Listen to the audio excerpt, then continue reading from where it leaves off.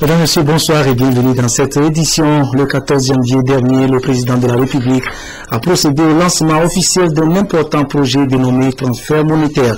C'était un projet de filet social de sécurité qui vise à réduire l'extrême pauvreté et la malnutrition dans certaines régions du Togo où le phénomène est le plus accentué. Pour son démarrage, 5 préfectures des régions de la Kara et des Savanes ont été ciblées. Les bénéficiaires sont les femmes enceintes et les enfants d'un certain âge.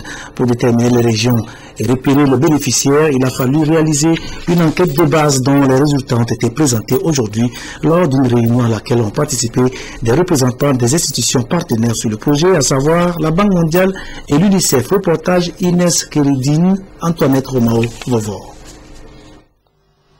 Le Togo s'est doté d'une stratégie de protection sociale pour réduire la vulnérabilité et l'extrême pauvreté des populations. Le 14 janvier dernier, le président de la République a lui-même lancé le projet transfert monétaire, un projet qui contribue à prévenir la malnutrition chez les enfants de 0 à 5 ans, les femmes enceintes d'au moins 3 mois. Les résultats de l'enquête de base menée avant le démarrage du dit projet sont ici présentés par l'Institut de recherche sur le développement IRD. Un groupe de villages qui reçoivent ce transfert, un groupe de villages qui ne le reçoivent pas et qui ont été tirés au sort pour vérifier cet impact des transferts. Et on va effectivement mesurer après 2 ans d'intervention quels auront été les effets de ce transfert, donc de cette distribution d'argent sur spécifiquement l'état nutritionnel. Le projet transfert monétaire, un projet de filet social de sécurité financé par la Banque mondiale, constituera à remettre 5 000 francs CFA par mois aux ménages ciblés. Nous voulons tester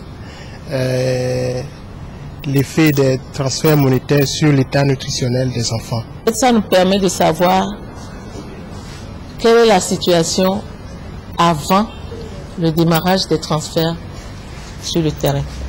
Et ça va nous permettre de savoir qu'est-ce que les transferts ont apporté comme effet sur les bénéficiaires. Le projet prend en compte 5 préfectures d'Antenne, Duffelgou, Kéran, Pendial et Opi de 2 régions, Kara et Savane. Cette étude sera répétée afin d'en déduire les impacts pour étendre l'initiative à d'autres régions. Mention assez bien pour la mise en œuvre de la phase pilote du projet de gestion intégrée des catastrophes et des terres PGICT. C'est la note que donne la délégation de la Banque mondiale venue procéder à l'évaluation à mi-parcours du travail effectué par le comité de pilotage du dit projet, même si, au dire des membres de la mission, des efforts restent encore à faire dans certains domaines. 10 jours de visite de terrain ponctués de multiples réunions d'échange avec les divers acteurs du projet ont en effet permis à la délégation de se faire une opinion. Elle a fait la restitution des résultats de son séjour ce matin au cours d'une rencontre présidée par le ministre de l'Environnement et des Ressources forestières, M. André Johnson. Compte rendu, route à Toulon, Charlotte Onsini. Le projet gestion intégrée des catastrophes et des terres PGICT, revu à mi-parcours.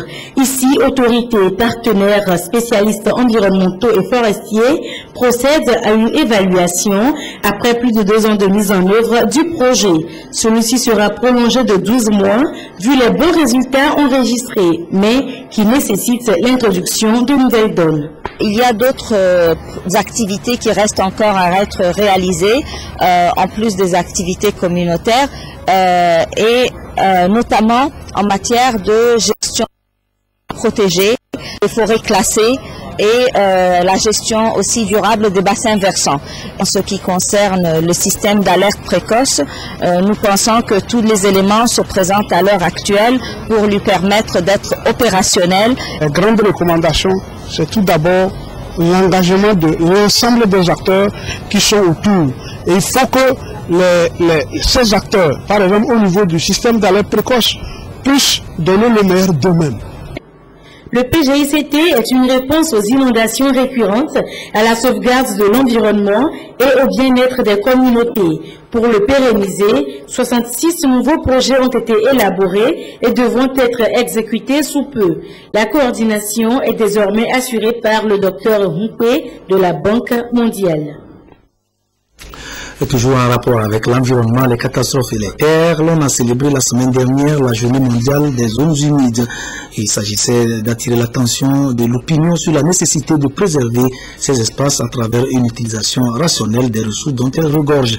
Une convention a même été signée dans ce sens. Au Togo, c'est sur les bords du lac Nangbeto que l'événement a eu lieu. Yves Bivivi. Nous sommes sur le barrage de Nangbeto dans la préfecture de Logou. Un barrage d'importance nationale et internationale et qui subit aujourd'hui de fortes pressions anthropiques, tout comme l'ensemble des zones humides qui couvrent 2210 km² au Togo. De fortes pressions qui, depuis l'année 1900, ont détruit 64% des zones humides de par le monde, une situation qui a poussé les États à signer la Convention sur les zones humides d'importance internationale. Une convention célébrée chaque 2 février et la célébration de cette année a été lancée à Nangbeto en présence des populations et des acteurs de l'environnement. Et aujourd'hui, l'homme considère les zones humides comme des ressources à exploiter à n'importe quelle fin. Or, en posant ces actes, ça constitue vraiment des actes dangereux à l'endroit de cet écosystème. Quel comportement nous devons adopter? Des comportements de lutte contre la pollution, au lieu de jeter les ordures, au lieu de les déchets dans les zones humides. Nous devons nous mobiliser pour éviter de polluer les zones humides. Selon le ministère de l'Environnement, les menaces que subissent les zones humides qui couvrent 4% de la superficie nationale prennent de l'ampleur autour des sites industriels dont 90% sont concentrés dans la région maritime et à Lomé en particulier. Plusieurs activités sportives ont marqué la célébration et des prix ont été décernés aux meilleurs. On annonce de belles perspectives pour l'économie togolaise pour les 5 prochaines années avec des investissements publics dans plusieurs domaines.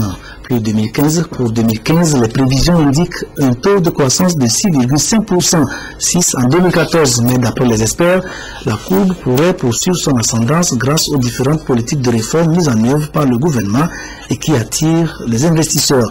Prudence Issou nous situe sur la question dans le document que voici. Malgré les conjonctures économiques difficiles de ces dernières années, l'Afrique subsaharienne enregistre de bonnes notes et reste la deuxième zone de forte croissance après les pays émergents de l'Asie. Le Togo n'est pas en marge de cette dynamique et son taux de croissance tourne autour de 6,5%. Cette performance est le fruit des réformes économiques importantes entreprises ainsi que la construction de nouvelles infrastructures de développement. La cerise sur le gâteau, c'est la fusion des services des douanes et des impôts en un seul office pour maximiser les recettes internes de l'État. D'ici 5 ans, certainement que si toutes les conditions sont réunies, l'État pourra doubler les recettes au niveau des ressources internes togolaises.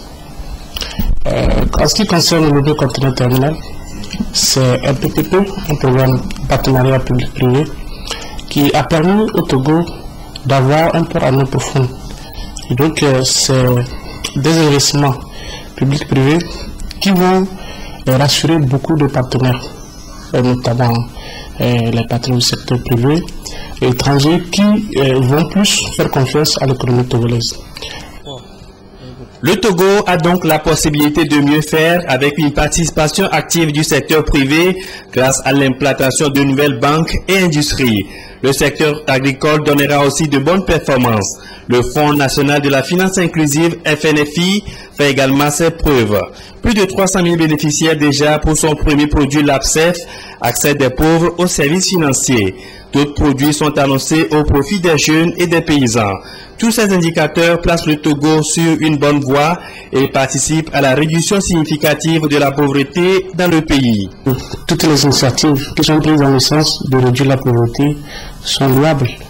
Le FNFI permet d'accorder des microcrédits à des couches démunies pour pouvoir se lancer dans les activités génératives de revenus. C'est une bonne chose. Mais je pense qu'il serait important de pouvoir évaluer les impacts socio-économiques afin de pouvoir rassurer aussi bien le gouvernement que tous ceux qui accompagnent ce processus pour qu'ils puissent être plus engagés. Et nous pensons que les nouveaux produits qui vont arriver permettront également aux couches qui vont en bénéficier de pouvoir peut-être sortir de l'état de pauvreté. Le Togo a besoin aujourd'hui de maintenir le cap de la croissance en accordant plus d'importance au secteur qui attire plus d'investisseurs. Et si tous les indicateurs tels qu'ils sont, si les investissements continuent dans ce sens, nous pensons qu'au bout de 5 ans à venir, les indicateurs seront mieux. On pourra porter le taux de croissance à 7-8%. Il faut quand même maintenir les investissements publics. Ensuite, porter un regard plus important sur les secteurs sociaux. C'est vraiment important la santé et l'éducation. C'est des éléments qui peuvent participer de manière significative à la croissance. Le sérieux qu'affiche aujourd'hui le Togo, aussi bien dans l'assainissement des finances publiques que dans la lutte contre la corruption, ainsi que la mise en œuvre de projets innovants pour tirer l'économie vers une prospérité soutenue, est une démarche à maintenir pour permettre au pays d'amorcer de façon incontournable le chemin de l'émergence. Et quand les indicateurs économiques passent au vert et le demeurent, le cadre de vie s'en ressent. La preuve, ces innombrables chantiers de développement en cours dans le pays. Infrastructures routières, portuaires, aéroportuaires, le tout accompagné d'une politique d'infrastructure énergétique. 8 milliards de francs CFA seront consacrés cette année à l'expansion du réseau électrique pour atteindre un taux de couverture de 40% d'ici la fin de cette année. Précision, Aimé Abalo. Premier coup de pioche du chef de l'État sur le tronçon Palimé à Tapamé le 20 janvier dernier. Dans 16 mois, ce trajet défectueux ne sera qu'un lointain souvenir. Les travaux de réhabilitation vont coûter plus de 40 milliards de francs CFA sur contribution du gouvernement togolais, de la Banque islamique de développement et du Fonds saoudien. D'autres projets routiers sont également en vue quasi simultanément. Les tronçons Nochetong, Tabligbo Aneho, Sokore Bassar, Dapao Borgou Mandouri, Kachamba Sadori. 2 ponts seront construits grâce à la coopération japonaise pour environ 20 milliards de francs CFA, l'un sur la rivière Kara et l'autre sur le fleuve Kumongu. Au même moment, se poursuivent les travaux de rénovation à Lomé, la capitale, sur notamment l'avenue de la Victoire, l'avenue Augustino de Souza et le boulevard des Armées.